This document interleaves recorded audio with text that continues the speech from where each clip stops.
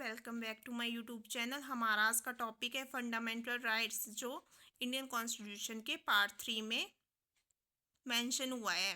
Article 12 to 35 fundamental rights के अंतर्गत आते हैं। They protect the freedom, equality and dignity of individuals.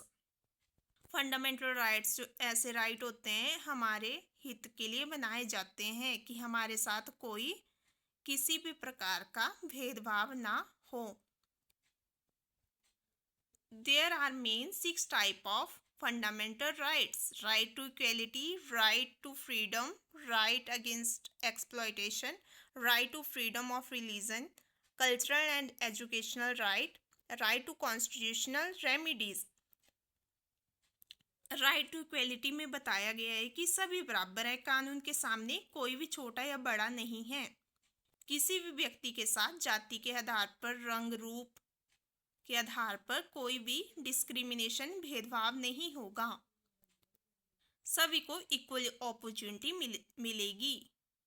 ये आर्टिकल 14 टू 18 में आता है। इसको हम डिटेल में बाद में करेंगे। राइट टू फ्रीडम, स्वतंत्रता का अधिकार। इसमें यही बताते हैं कि सभी समान है, सभी स्वतंत्र है,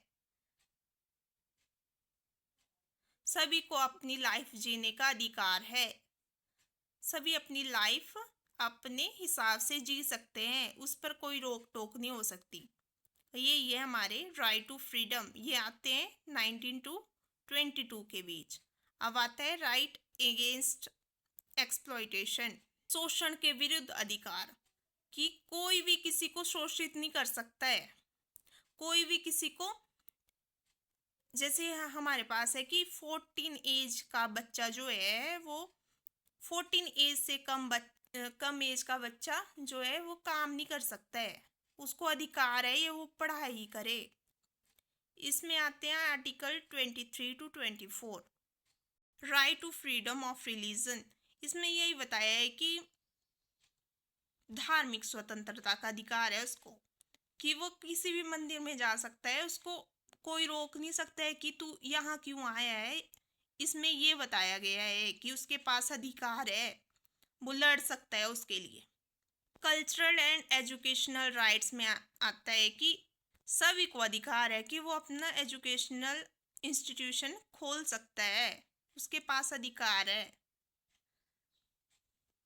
ये आते हैं आर्टिकल 29 टू 30 में। और राइट टू कॉन्स्टिट्यूशनल रेमिडीज, अगर किसी के साथ किसी प्रकार का भेदभाव हुआ हो तो वो हाई कोर्ट में भी अपील कर सकता है, अपनी